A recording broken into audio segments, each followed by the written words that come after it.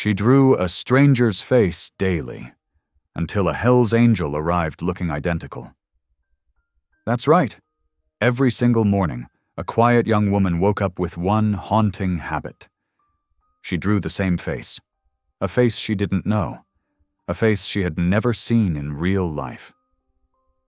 But one day, he walked through her door.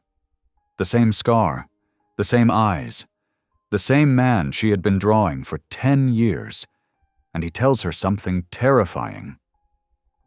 She didn't choose to draw him. Her mind was trying to warn her, because she once witnessed something awful, something powerful people will do anything to keep buried. Now the man from her drawings claims only she can uncover the truth, before the people hunting her finish what they started. Why has she been drawing the face of a stranger her whole life? And what happens when the truth finally remembers her back? Tell me in the comments where you're watching from right now. And if this story speaks to you, make sure you hit subscribe so you don't miss the next one. The morning light crept softly through Lila's small apartment window, painting patterns on her wrinkled bedsheets. Her eyes fluttered open, heart racing from another dream that slipped away like mist through her fingers. The familiar ache in her chest told her it had been important. They were always important. But like every morning for the past 10 years, the details remained just out of reach. Pushing back her honey-brown hair, Lila padded across the worn wooden floors to her kitchenette. The coffee maker gurgled to life, filling the cozy space above the Willow Bend Senior Center with the comforting aroma of fresh brew. She grabbed her favorite mug, the one with tiny painted flowers that Mrs. Henderson from downstairs had given her last Christmas. The sun was just beginning to peek over the horizon as Lila settled into her favorite spot by the window. Her sketchbook lay waiting, like it did every morning, alongside her collection of well-used charcoal pencils. She took a sip of coffee, letting the warmth spread through her chest, and then picked up a pencil. Her hand moved almost of its own accord, as if guided by some invisible force. The face emerged on the paper like it always did, strong jawline first, then the distinctive scar above the right eyebrow. The eyes came next, intense but somehow gentle, holding secrets and sorrows she couldn't understand, but somehow knew in her bones. It was the same face she'd drawn thousands of times before, the mystery man who haunted her dreams and waking hours alike. "Who are you?" she whispered to the drawing, touching the paper gently. As always, the face remained silent, offering no answers. Glancing at the clock, Lila realized it was time to prepare for her morning art class. She gathered her teaching supplies, selecting paper and various drawing materials for the seniors who would soon arrive. The routine was comforting, organizing colored pencils by shade, setting out erasers, arranging chairs in a welcoming circle. The seniors began trickling in around 9 o'clock, filling the room with cheerful chatter and the smell of peppermint candies. Mrs. Henderson arrived first, as always, her silver hair perfectly styled despite the early hour. "Another drawing of your mystery man?" Mrs. Henderson asked, peering at the sketch Lila was trying to tuck away. "Honey, I swear you could draw that face with your eyes closed by now." Lila felt her cheeks warm. "I know it seems silly." "Not silly at all," Mr. Peterson chimed in, easing himself into a chair with his cane. "The heart wants what it wants. Though I do think you should try drawing someone else occasionally. My grandson's single, you know." The other seniors laughed, and Lila joined in, grateful for their gentle teasing. These people had become her family over the years, filling the empty spaces in her life with their warmth and wisdom. The class went smoothly, with Lila demonstrating basic shading techniques. She loved watching her students progress, seeing their confidence grow with each stroke of pencil on paper. Their joy in creating something beautiful never failed to lift her spirits. After class, while the seniors shuffled out with promises to practice at home, Lila returned to her private studio space adjacent to the classroom. The walls were covered with hundreds of drawings, all of them the same face, the same eyes, the same scar. Some were quick sketches, others detailed portraits, but they all captured the same essence of the man who lived in her dreams. She pulled out a pushpin, preparing to add today's drawing to the collection. The morning light streamed through the windows, making the charcoal drawings glow softly. As she stretched to adjust the frame of an older sketch, the door behind her opened. The sound of heavy boots on wooden floors made her turn. There, filling the doorframe with his broad shoulders and worn leather jacket, stood a man who seemed to have walked straight out of her drawings. Lila's breath caught in her throat as her eyes traced the familiar features. The strong jaw, the scar above his right eyebrow, those intense yet kind eyes that had lived in her mind for so long. The sketch fluttered from her trembling fingers as their gazes locked. Time seemed to stop, the world narrowing to this impossible moment. "I'm Knox Riker," he said, his voice low and steady, exactly as she'd imagined it would be in all the dreams she couldn't remember. The drawing drifted to the floor between them, a bridge across an impossible gap of time and memory. Knox's eyes moved from her face to the walls covered in his likeness, then back to her. His expression remained calm, but something flickered in his eyes. Recognition, perhaps, or understanding. "I think," he said carefully, each word measured and deliberate, "we need to talk about why you've been sketching my face for a decade."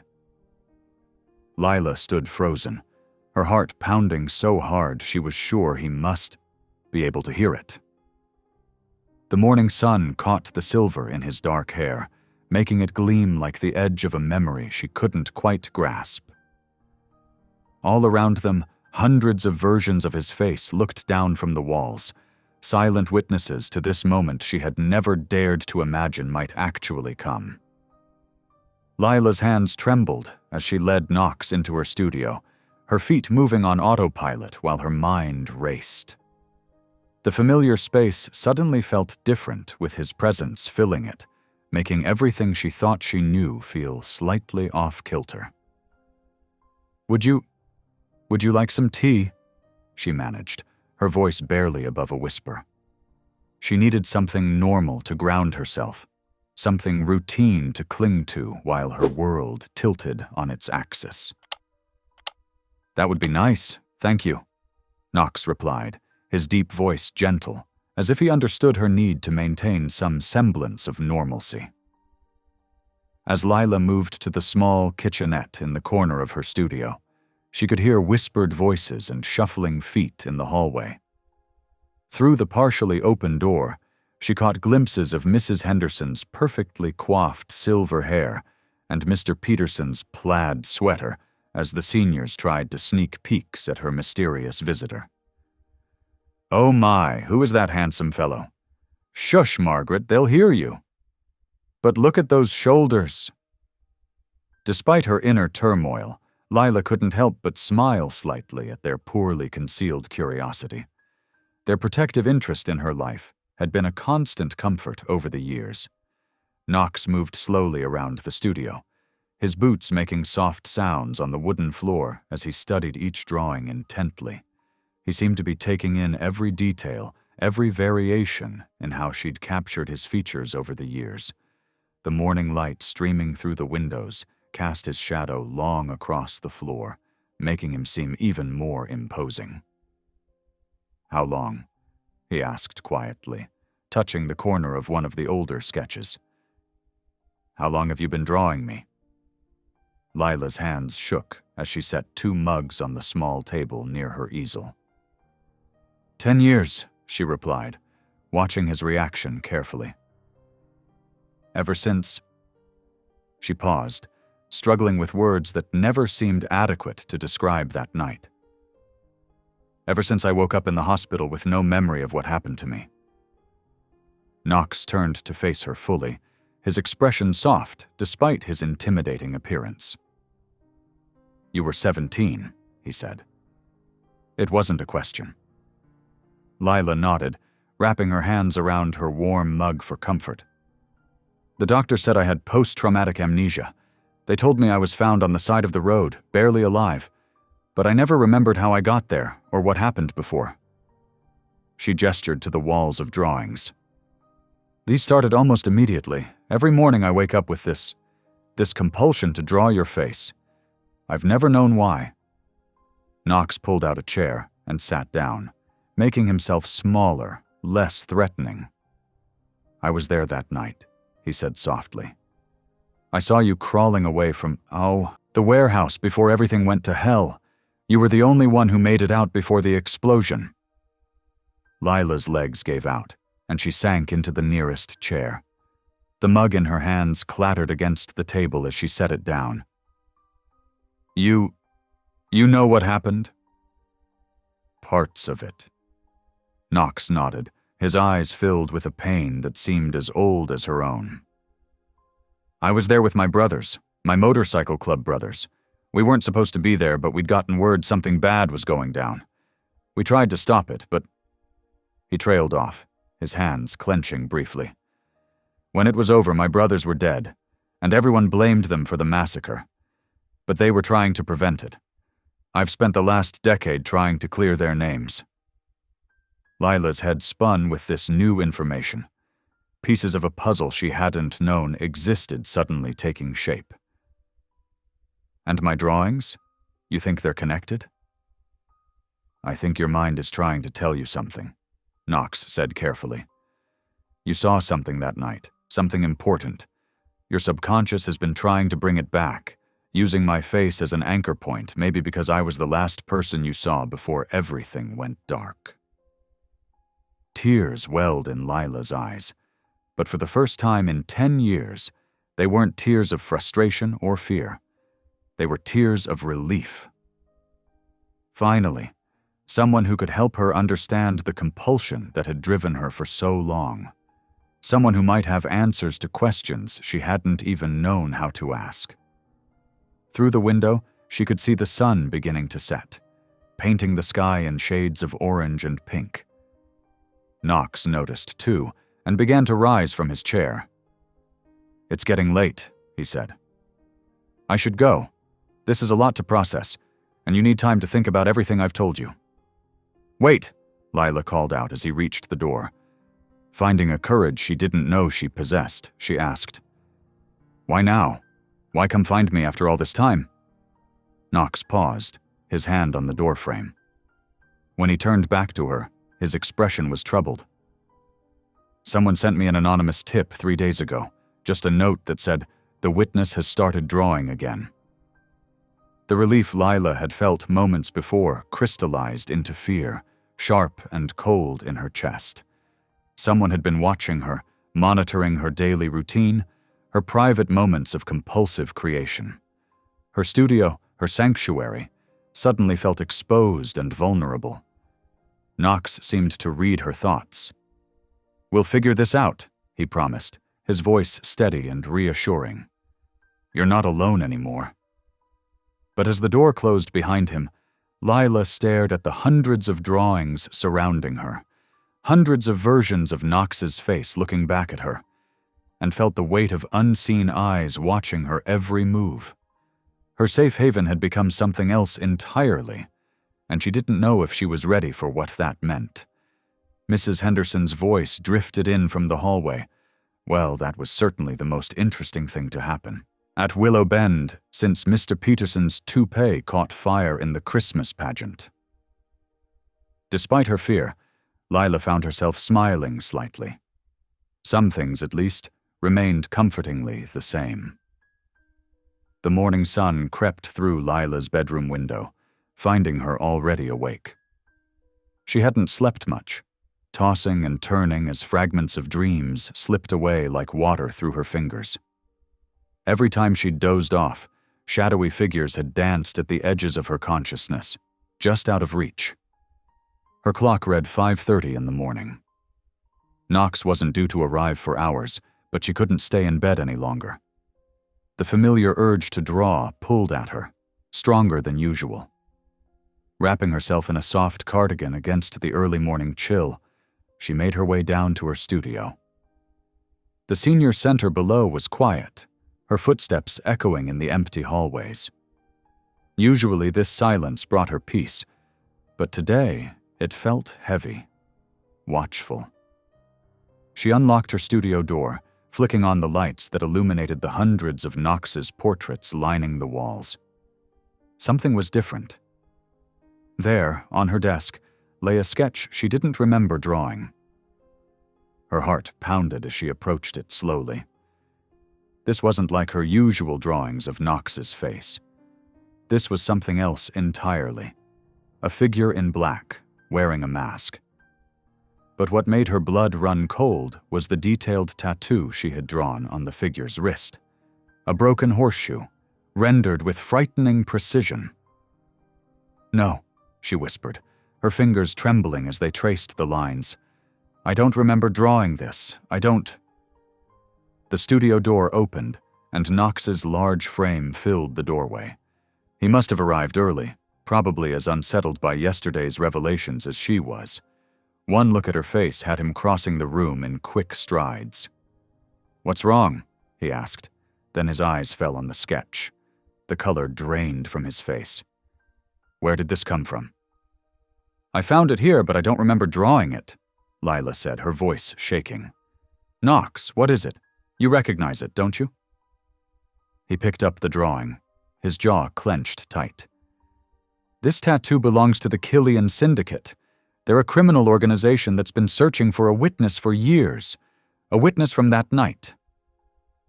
His eyes met hers, full of concern. "Your memories are coming back, Lila, and that's dangerous."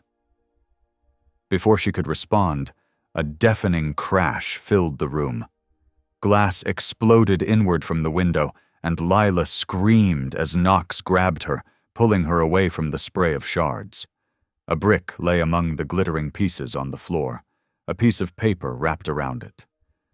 Knox kept one arm around Lila as he reached for the brick with his free hand, unwrapping the note. His expression darkened as he read it aloud. "Stop remembering or die." "Oh, God," Lila whispered, her legs threatening to give out. Knox's arm tightened around her waist, supporting her. "We need to get you somewhere safe," he said, already moving them toward the door. "And we need to call the police." Quick footsteps in the hallway had Knox pushing Lila behind him, but it was only Marlene Hargrove, the senior center director, rushing toward them with her keys jangling at her hip. "I heard the crash," Marlene said, then gasped at the sight of the broken window. "What on earth?" "Someone's threatening Lila," Knox explained grimly, showing her the note. "We need to lock down the center and call the police." Marlene's normally gentle face hardened with determination. She pulled out her phone and hit a speed dial number. "This is Marlene Hargrove at Willow Bend Senior Center. We need police here immediately. We've had a break-in and a threat made against one of our staff." She listened for a moment, then nodded. "Yes, we'll secure the building right away." Moving with surprising efficiency for her age, Marlene began directing them through the center's lockdown procedures. The few early rising seniors were gathered in the main community room, doors were locked, and security cameras were checked. Within minutes, police sirens wailed in the distance. Throughout it all, Knox didn't leave Lila's side.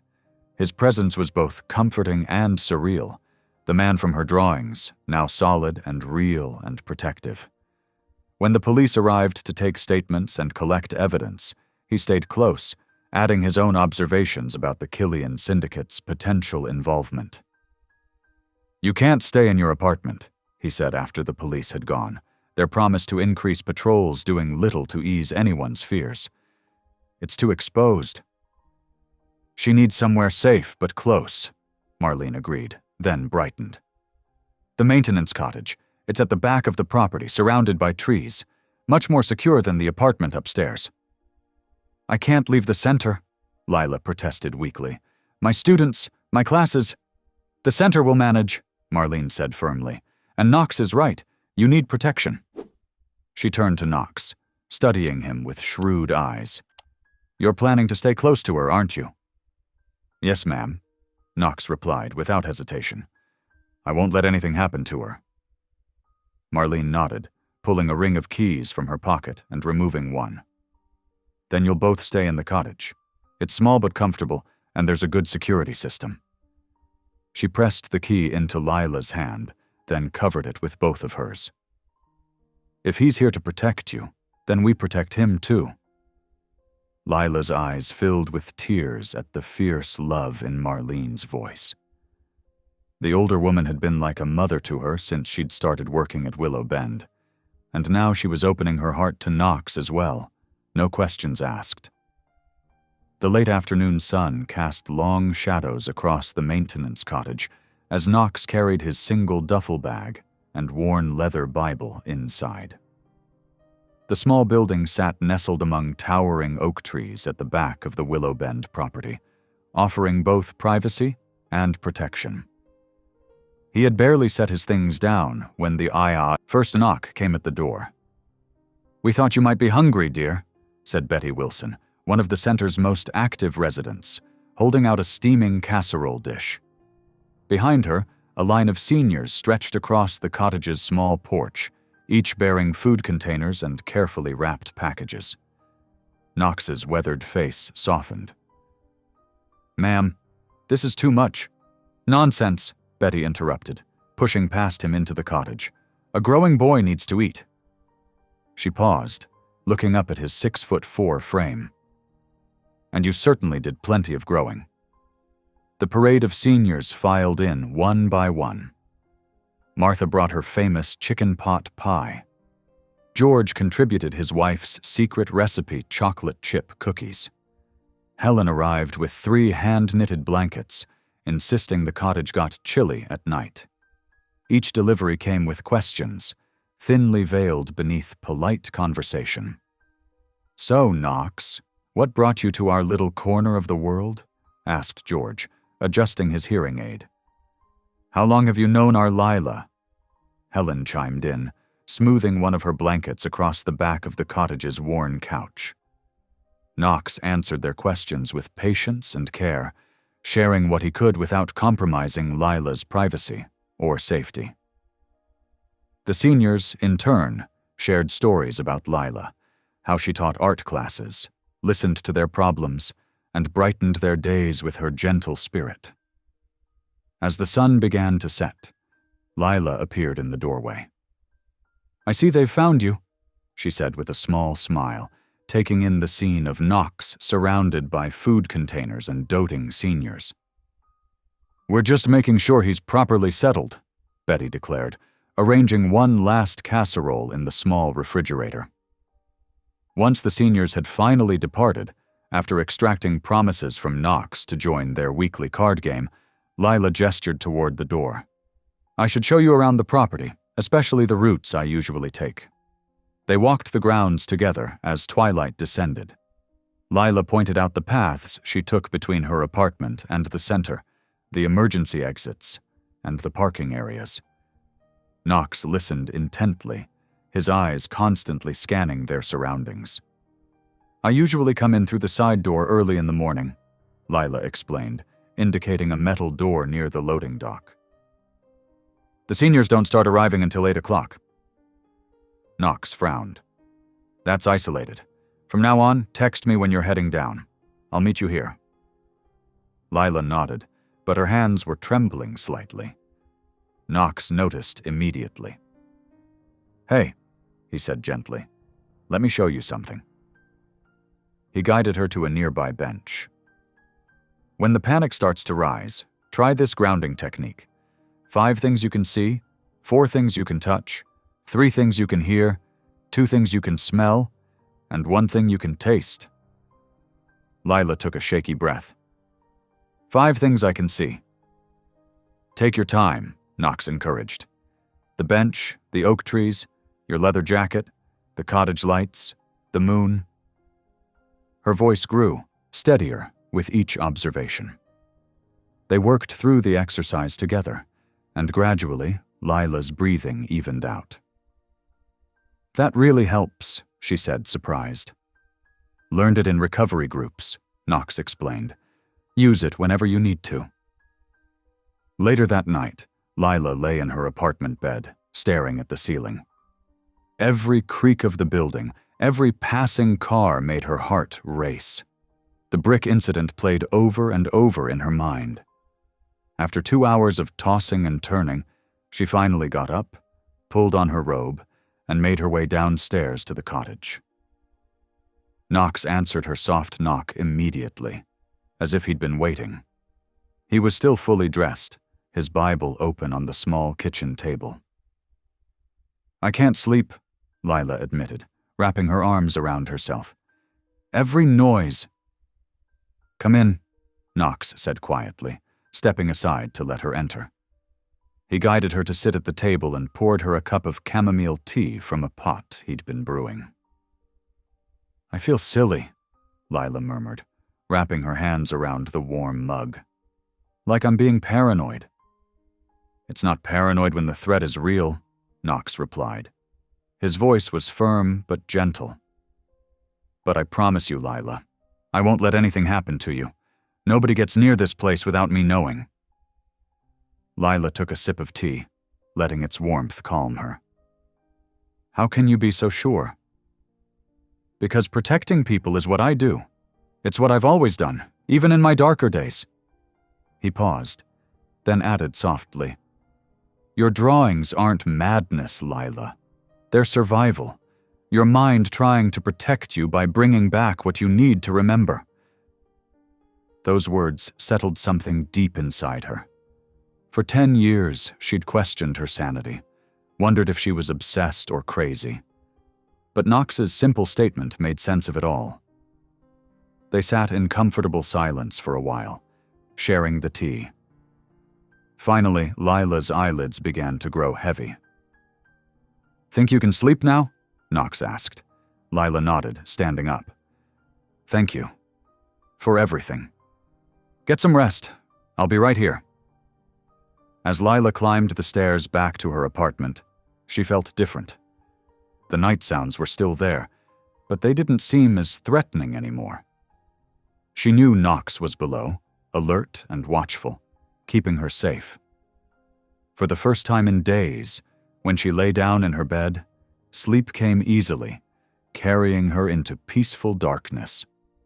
The morning sun filtered through the senior center's kitchen windows as Lila prepared a tray with 2 steaming cups of coffee and fresh-baked muffins.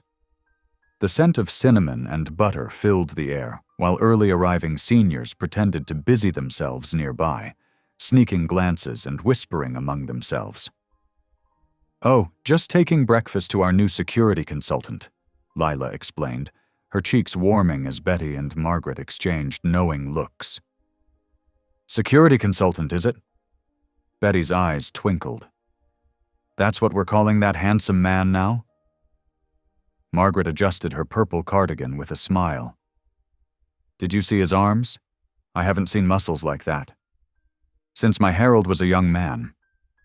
"Ladies," Lila protested, but couldn't help smiling.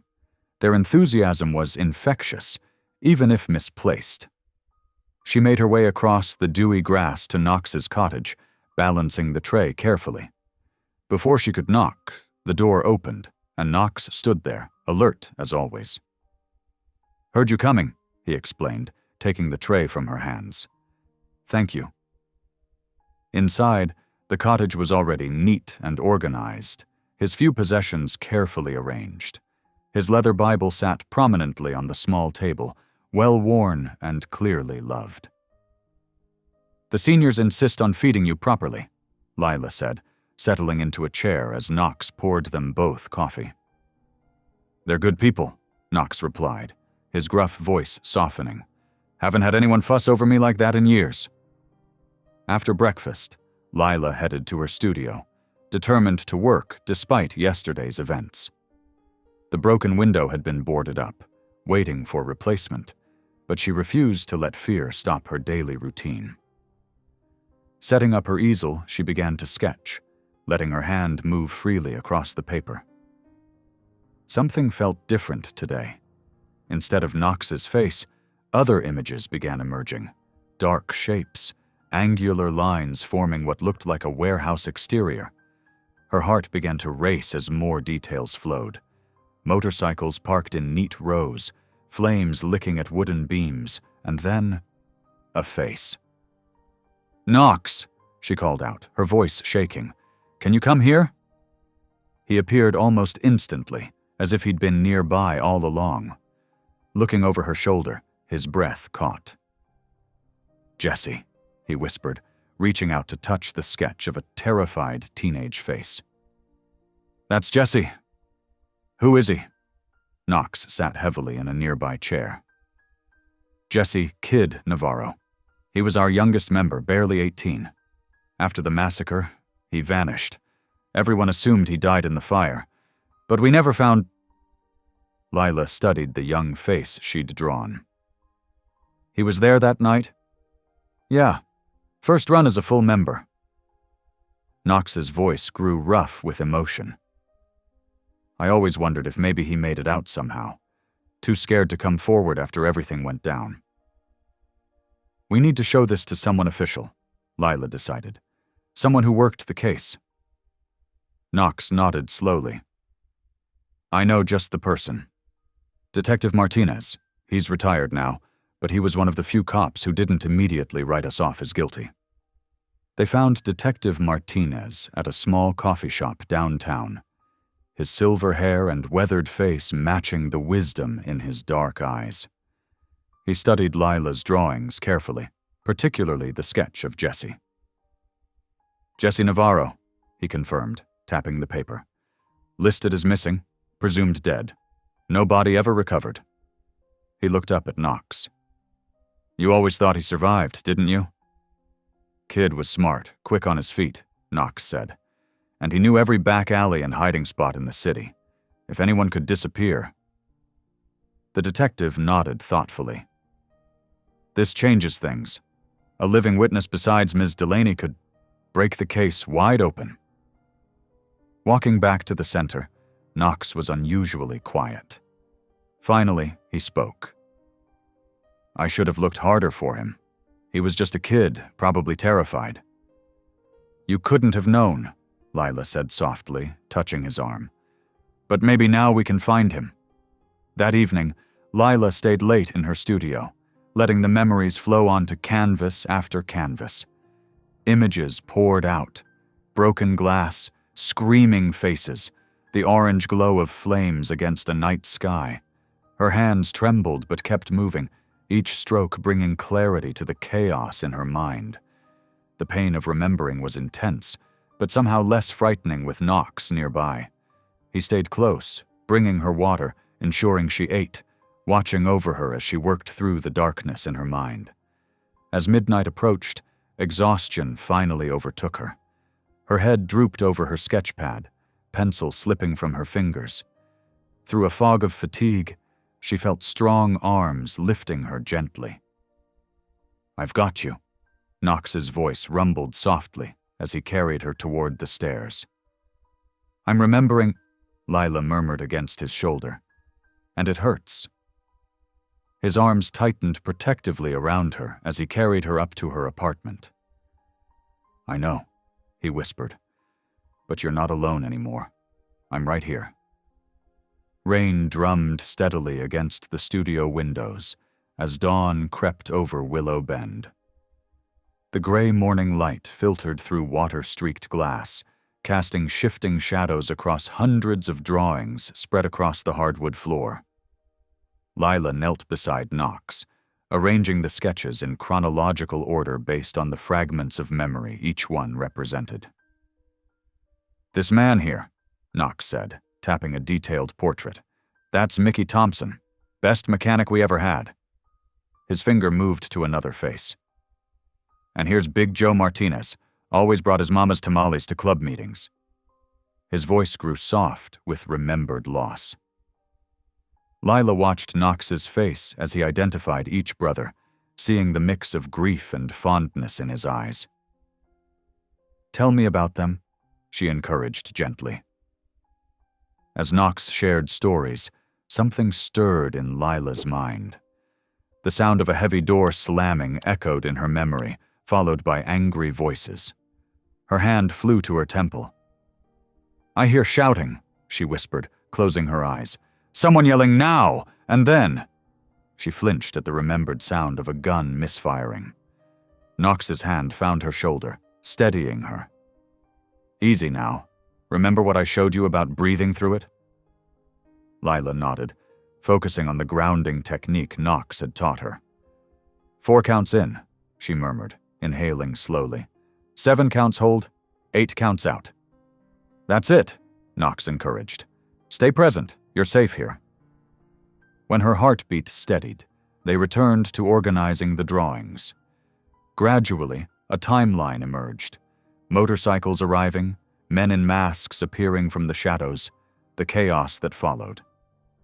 Each sketch added another piece to the puzzle. "Your turn," Lila said after a particularly intense memory session, pulling out fresh paper and pencils.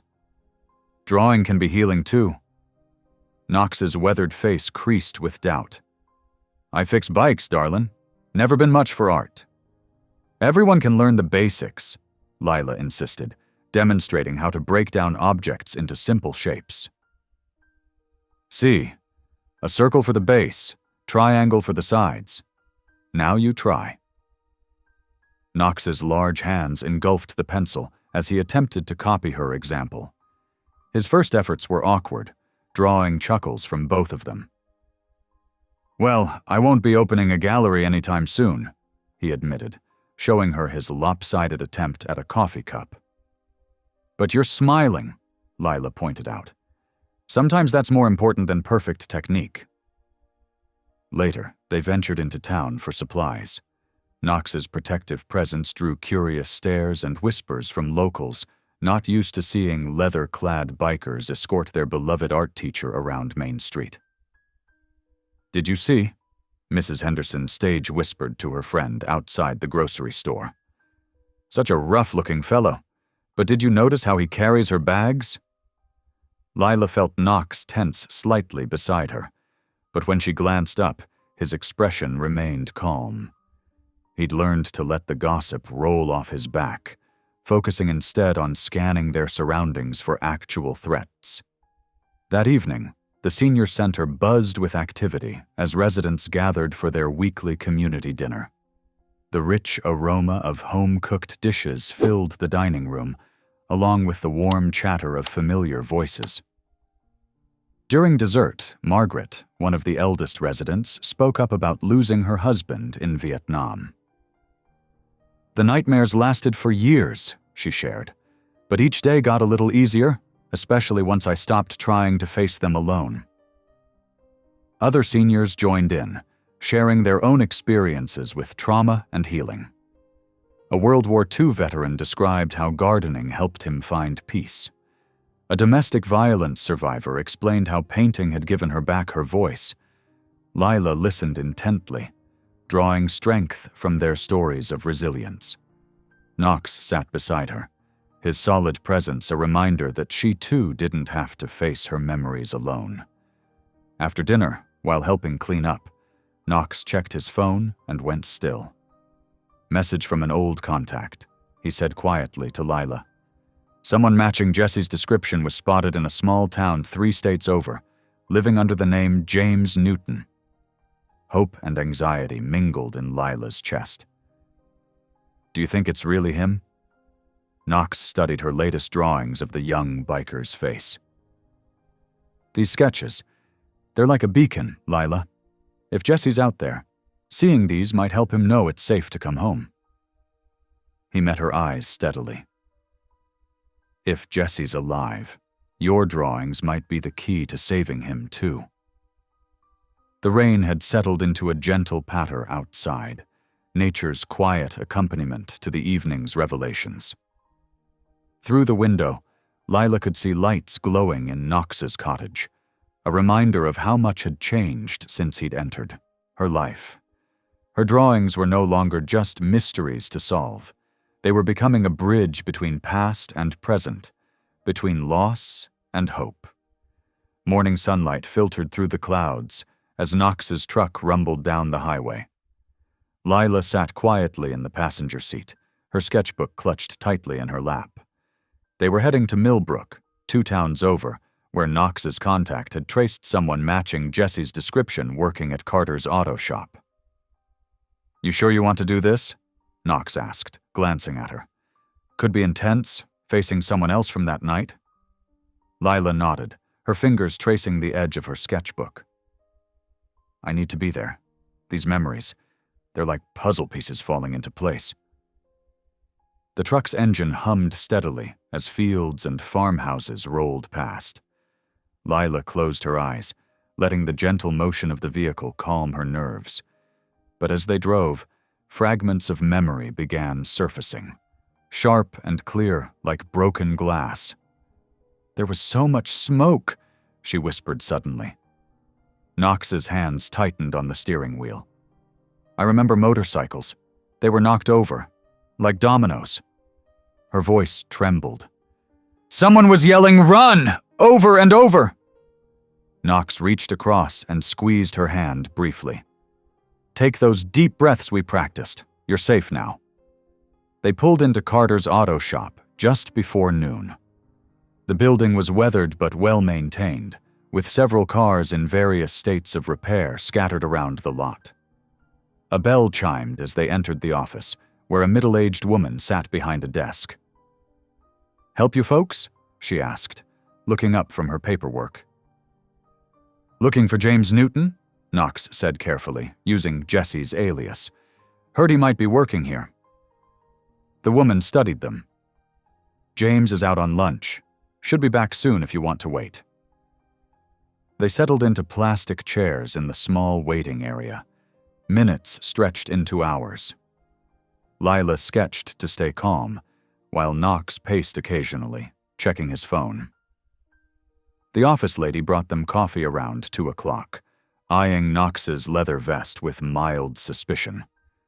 Finally, at 3:15 in the afternoon, the back door opened.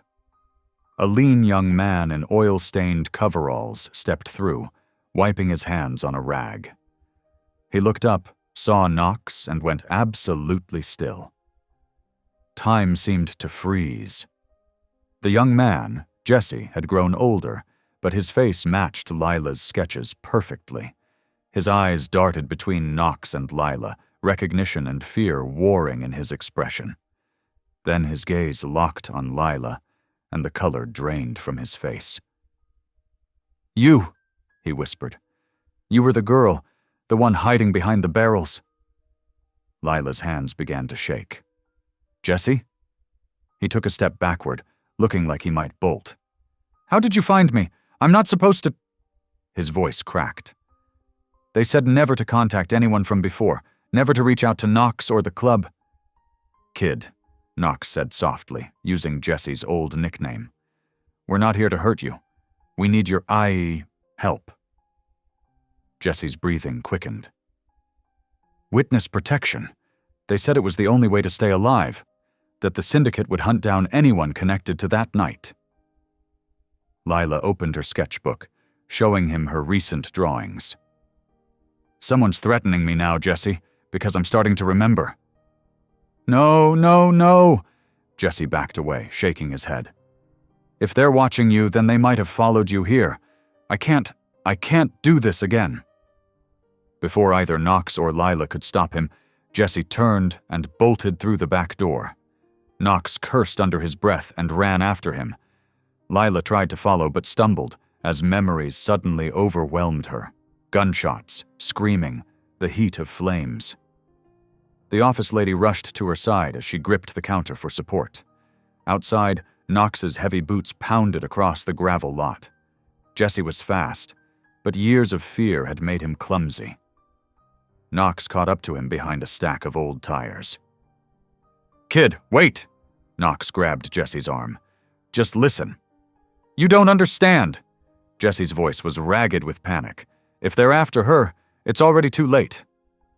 Jesse's words hung in the air like smoke, as heavy as the memories that haunted them all. Behind them, Lila leaned against the shop's wall, struggling to breathe as the past and present collided in waves of remembered terror. Knox's truck rumbled down the highway back toward Willow Bend, the silence between them heavy with unspoken fears.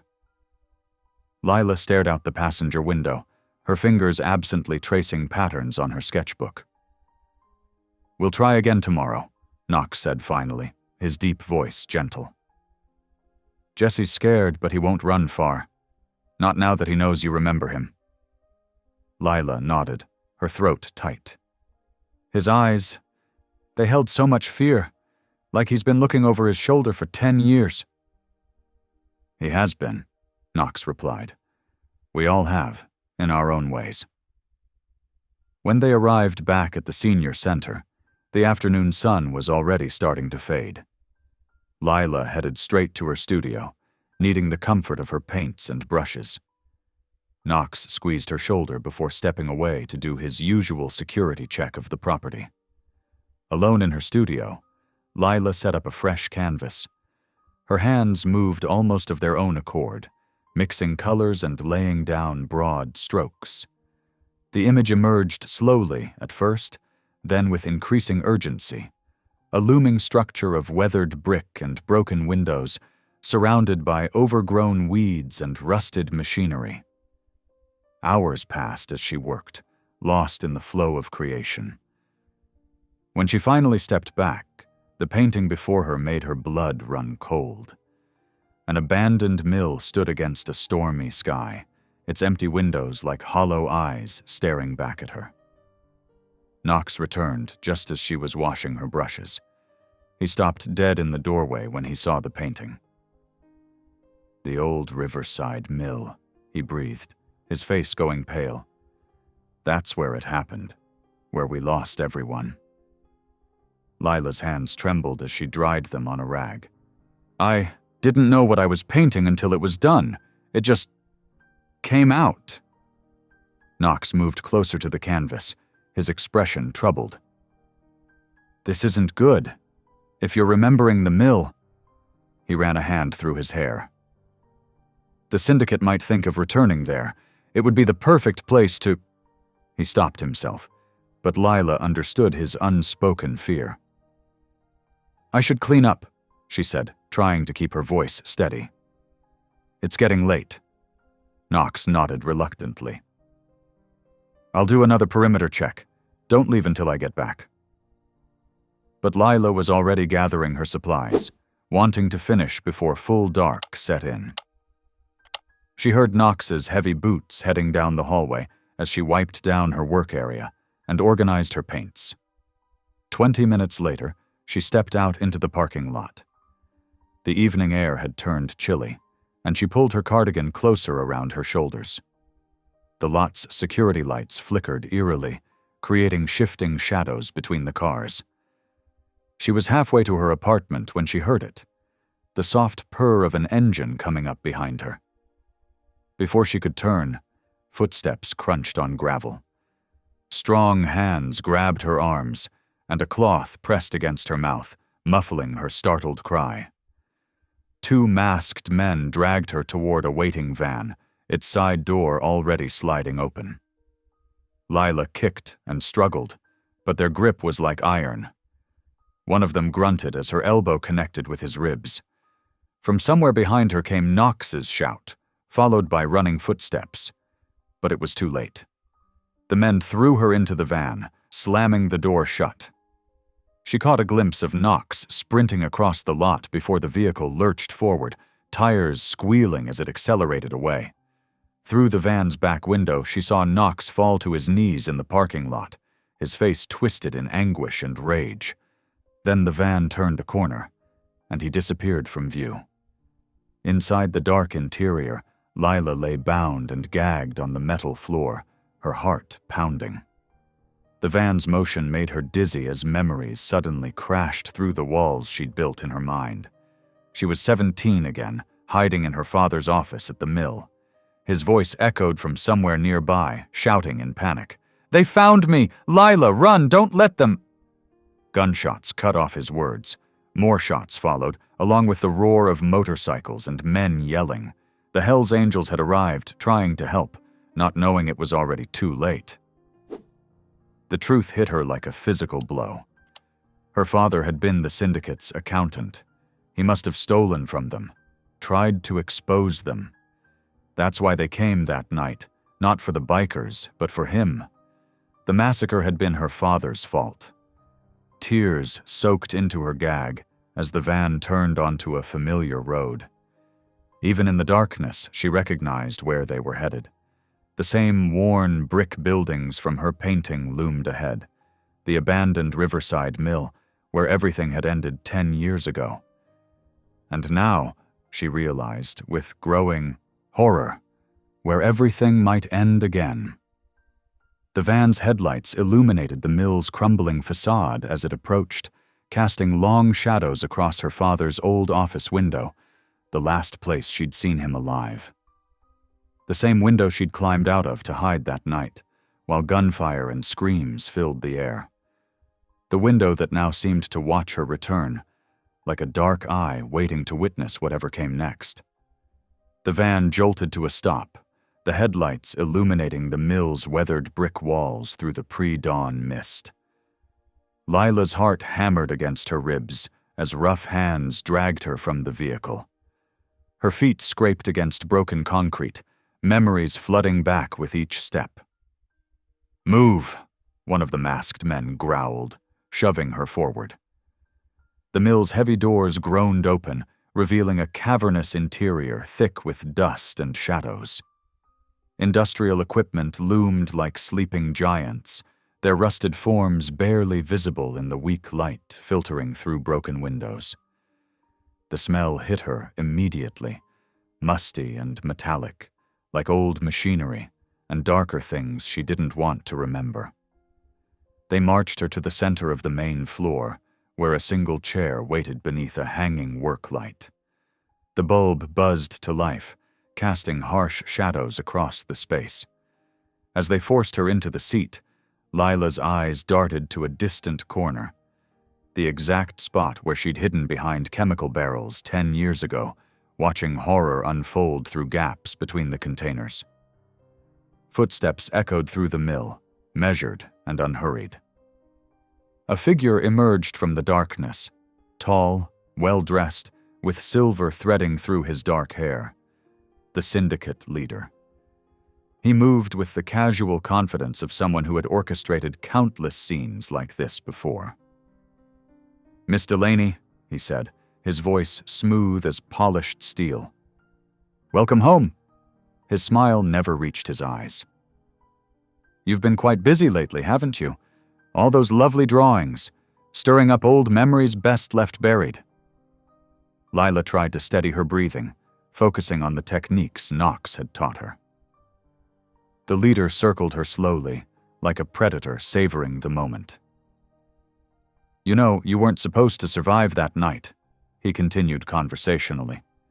"Such an inconvenience when loose ends refuse to be tied up properly."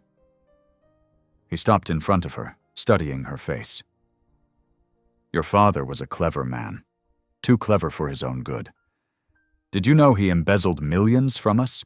Used his position as our accountant to siphon funds, gather evidence, thought he could expose our entire operation." He leaned closer, his cologne unable to mask something darker underneath. "We came that night to use you, his precious daughter, to draw him out of hiding. Instead, those misguided bikers showed up, trying to play hero." His expression hardened. "What a mess that turned into, and you somehow slipped away in the chaos." Lila's voice came out stronger than she felt. "You murdered them. All of them. The Hells Angels were innocent." "Collateral damage," he shrugged. "But now you're remembering, drawing faces, names, details that could cause problems for certain people who've worked very hard to bury the truth." Across town, Knox burst through the police station doors, his boots thundering against the linoleum floor. Officers looked up in alarm as he stormed to the front desk. "They took her," he growled. The Killian Syndicate has Lila Delaney. The desk sergeant's expression shifted from surprise to wariness. Sir, you need to calm... Don't tell me to calm down! Knox's fist slammed onto the counter. They're going to kill her if we don't move now. I know exactly where they've taken her. The old Riverside Mill. That's an old biker gang case, one detective said dismissively. We can't just rush in based on what? Knox whirled to face him. Based on the word of an ex-Hell's Angel? Is that it? While you sit here judging me, an innocent woman's life is at stake. His hands shook as he pulled out his phone, dialing Jesse's number. It rang 4 times before a tentative voice answered. Jesse, Knox said, his voice raw with desperation. They have her. The syndicate has Lila at the mill. If you don't show up now, she dies. We need your testimony, your witness statement from that night. It's the only way to force police action. Silence stretched across the line. Knox could hear Jesse's ragged breathing. I can't, Jesse whispered. They'll kill me too. Kid, listen to me, Knox said, softening his tone. I know you're scared, but Lila's been drawing your face too, trying to help us find you, to clear our brothers' names. She's risking everything to uncover the truth. We can't let her face this alone. More silence. Then, where should I meet you? Police station, downtown. I'll be waiting outside. Back at the mill, the syndicate leader had produced a sleek handgun from his jacket. He checked the magazine with practiced ease while continuing to talk. You know what I find interesting? He mused. How resilient the human spirit can be. 10 years of trauma, and still you fought to remember. Still you kept drawing, searching for answers. He slid the magazine back into place with a sharp click. Almost admirable, really. Lila's hands were bound behind her, but she sat straighter in the chair. She thought of Knox's quiet strength, of Jesse's courage in surviving, of the seniors at Willow Bend who had shown her that age didn't diminish bravery. A strange calm settled over her as she realized she wasn't the same frightened teenager who had hidden here 10 years ago.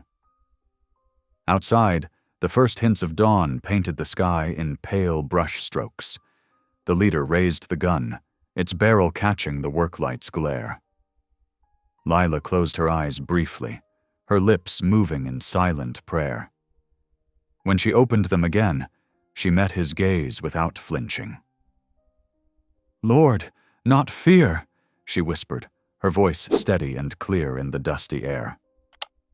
Not today! Footsteps echoed from somewhere outside the mill's walls, growing closer with each passing second. The old mill's rusted doors exploded inward with a thunderous crash. Knox burst through like an unstoppable force, his massive frame charging straight at the first gunman. Lila! His voice echoed off the steel beams overhead as he tackled the masked enforcer, sending them both crashing into a stack of moldy wooden pallets. Gunfire erupted, the muzzle flashes lighting up the dim interior like lightning. The sharp cracks bounced off metal walls, creating a deafening chaos. Knox rolled behind a concrete pillar, his heart pounding as he searched frantically for Lila through the mayhem. Behind him, Jesse's sneakers squeaked on the dusty concrete as he darted between shadows. Though his hands shook, his voice rang out clear and strong. "That's Marcus Killian," he shouted, pointing at the leader. "I saw him give the order that night. He had his accountant's files spread out on the hood of his car before the shooting started." More footsteps thundered in as police tactical teams swarmed through multiple entrances, their flashlight beams cutting through the darkness. "Police, drop your weapons!" Lila twisted against her bonds, feeling the rope dig into her wrists. Her fingers found a jagged piece of metal protruding from the chair's back. Heart racing, she began sawing the rope against it, trying to stay small and unnoticed in the chaos. "Don't move!" Killian's voice cut through the noise. "Anyone takes another step and she dies." But Lila had already worked one hand free. As Killian turned to grab her, She ducked and scrambled away on hands and knees, crawling toward where she'd last seen Knox. A strong hand seized her ankle. Killian yanked her up roughly, pressing the cold barrel of his gun against her temple. "Game over," he snarled. Knox emerged from behind the pillar, his hands raised, his eyes locked with Lila's, filled with anguish and determination. "Take me instead," he said, his voice steady despite the fear evident in his face. "Let her go. I'm the one you really want. Former Hell's Angel, witness to your operations. She's innocent." Lila's head spun as fragments of memory crashed through her mind. The terror of that night 10 years ago. But something else too. Something important. Her eyes fixed on Killian's wrist where his sleeve had ridden up. "Your tattoo," she gasped. "That's how I knew you. I saw it when you were giving orders that night. The broken horseshoe. That's why I kept drawing it." The momentary distraction was all she needed. Lila drove her heel down hard into Killian's knee. He howled in pain, his grip loosening just enough. Knox moved like lightning. He crossed the space between them in 2 long strides, tackling Killian and knocking the gun from his hand. They crashed to the ground as police swarmed in, quickly restraining the syndicate leader and his remaining men. "The broken horseshoe tattoo," Jesse called. Out, his voice stronger now. "That's their mark. All the senior members have it. I can identify at least 6 of them here tonight." Officers quickly collected weapons and began reading rights as they cuffed the suspects. The retired detective who'd accompanied them smiled grimly as he snapped handcuffs onto Killian. "Been waiting 10 years for this, you bastard." Knox turned to Lila, his heart breaking at the sight of rope burns on her wrists and bruises forming on her arms. He lifted her gently, cradling her against his chest as if she were made of glass. "I'm here," he whispered, his voice rough with emotion. "I'm here. You didn't cause the darkness, Lila. They did. All of it. The massacre, your father, your trauma. It was them." Lila's fingers curled into Knox's leather jacket as she rested her head on his shoulder. Together they walked toward the mill's entrance, where the rising sun painted the sky in brilliant shades of pink and gold. After 10 years of shadows, the light felt like a promise of healing to come. Through the doorway, they could see police cars and ambulances, their lights flashing. The senior detective was already calling for evidence teams to process the scene. Jesse stood quietly to one side, giving his official statement to an officer, his shoulders straight despite his obvious exhaustion. Knox held Lila closer as they stepped into the morning light. Her breath was warm against his neck as she whispered, "It's over. It's finally over." The sun climbed higher, its rays catching the morning dew and making the world sparkle. After a decade of darkness, truth had finally dawned. The morning sun filtered through the hospital room's blinds, casting gentle stripes across Lila's bed. A nurse carefully wrapped gauze around her wrist where the ropes had cut into her skin. Knox sat in the chair beside her, his large frame making the standard hospital furniture look small. His eyes hadn't left her since they'd arrived. "You really don't have to stay," Lila said softly, though her gentle smile suggested she was glad he was there. Knox shook his head. "Not going anywhere." His voice was gruff with exhaustion, but determined. Down the hall, in a conference room, Jesse sat with 2 detectives, his hands wrapped around a paper cup of coffee to stop their trembling. Hour after hour, he detailed everything he'd witnessed that night 10 years ago, the Killian Syndicate's ambush, the false evidence planted to frame the Hell's Angels, the names and faces of every syndicate member involved. "Take your time, son," the older detective said, noting how Jesse's voice shook when he described hiding in the shadows, watching his brothers fall. "I should have come forward sooner," Jesse whispered. "I was just so scared." Back in Lila's room, a detective arrived with a large portfolio containing her drawings. "Miss Delaney, these sketches you've been creating, they're remarkable evidence of recovered memory. Our psychologist confirms the Koshor pattern matches trauma-induced memory recovery. Would you be willing to walk us through them?" Lila nodded, her hand finding Knox's as she began describing each image. The warehouse layout, the faces, the broken horseshoe tattoo that had haunted her dreams. Knox squeezed her fingers gently each time her voice wavered. By early afternoon, news vans gathered outside the hospital.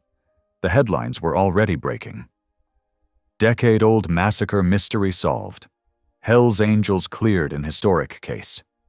Art teacher's drawings crack cold case.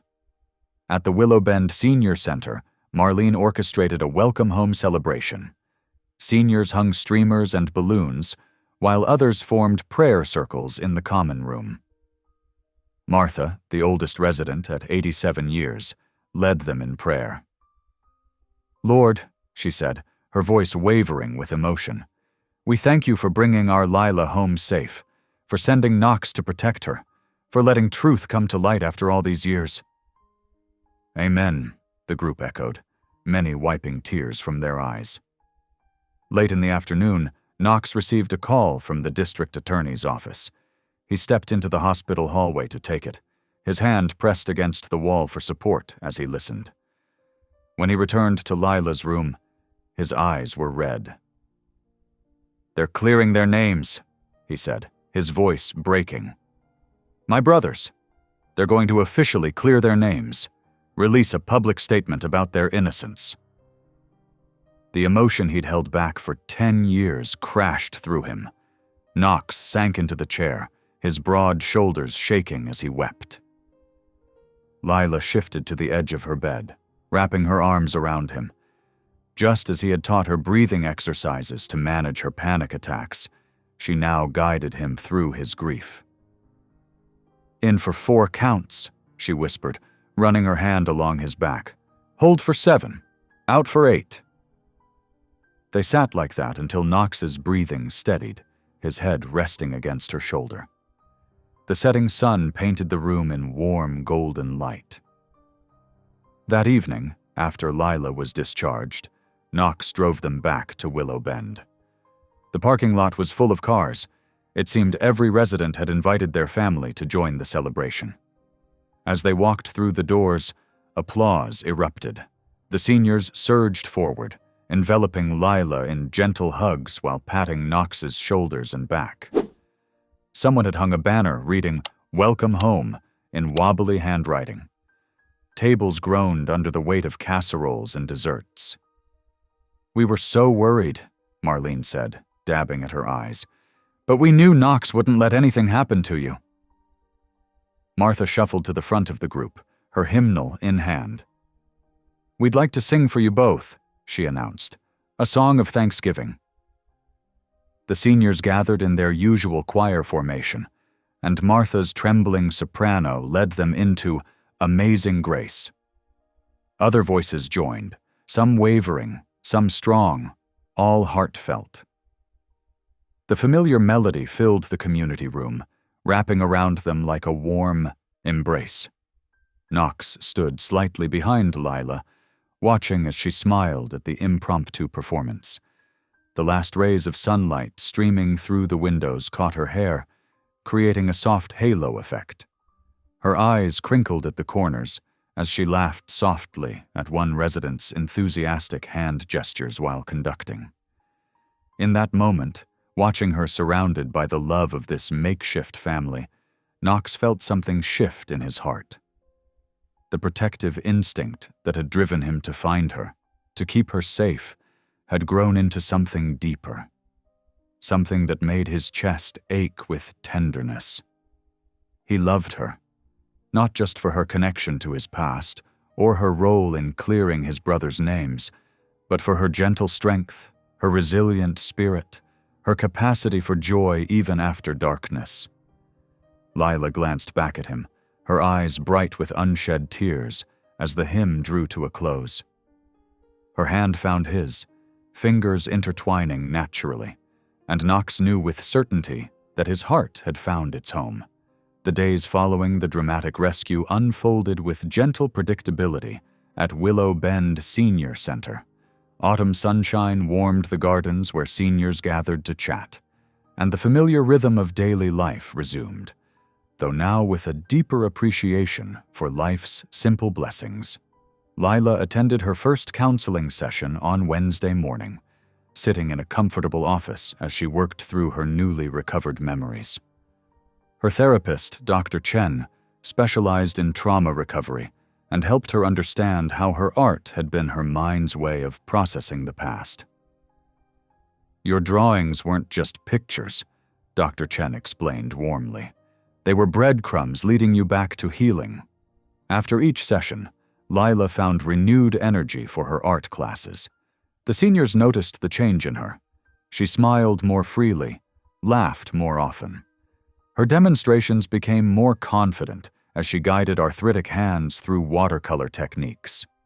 One particularly memorable morning, Martha and her knitting circle presented Knox with their latest project, an enormous cardigan in various shades of blue and gray. The garment was clearly made with love, if not perfect precision. One sleeve was slightly longer than the other, and the pattern changed mysteriously halfway through. "It's your armor of love," Martha declared, her eyes twinkling. "Every stitch is a prayer for protection." Knox, towering over the tiny group of elderly knitters, accepted the gift with surprising grace. He immediately pulled it on over his t-shirt, despite the warm weather. The sleeves barely reached his wrists, and the buttons strained slightly across his chest, but his smile was genuine. "Best armor I've ever worn," he announced, making the ladies beam with pride. For the rest of the week, he wore it faithfully during his morning security walks, earning fond glances from residents and staff alike. Jesse began visiting the center regularly, slowly emerging from his shell of fear. He'd gotten a new job at a local garage and was working with a counselor of his own to process his years in hiding. During lunch breaks, he would sit with Lila and Knox, sharing memories of the club brothers who had been like family to him. "They were good men," he said one day, his voice thick with emotion. "They tried to protect me that night, told me to run and never look back. I've carried that guilt for so long." Lila reached across the table to squeeze his hand. "They'd be proud of you now, Jesse. You found your courage when it mattered most."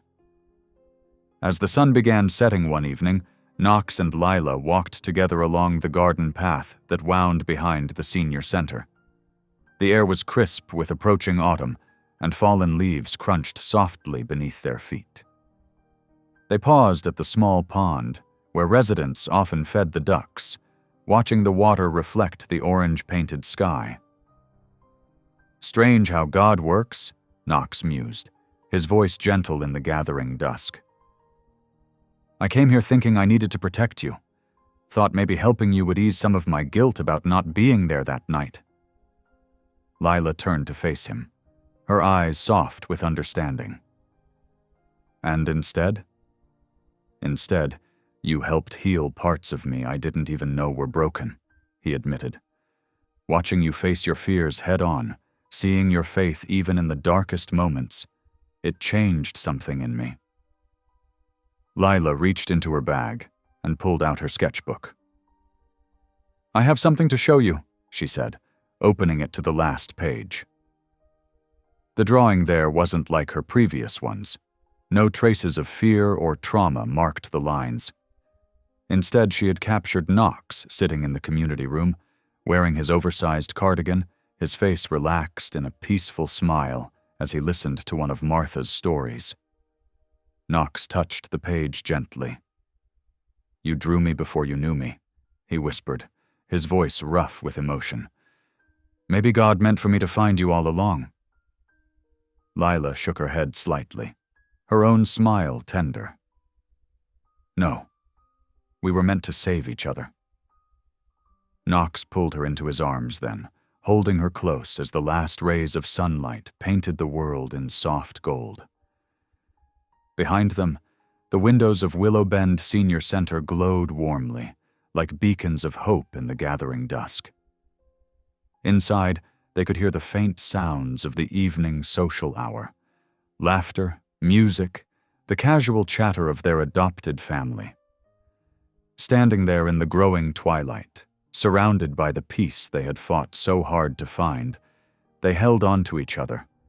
Two hearts that had found healing in the most unexpected ways, through art, through faith, and through the simple power of love. The lights of the senior center continued to shine behind them, a testament to the safety and joy they had found within its walls. Each window represented a story of healing, of community, of second chances. And now, their story had become part of that tapestry of hope. If this story made you pause, reflect, or even smile, don't forget to subscribe. I post daily, and the next story might be exactly what you need to hear.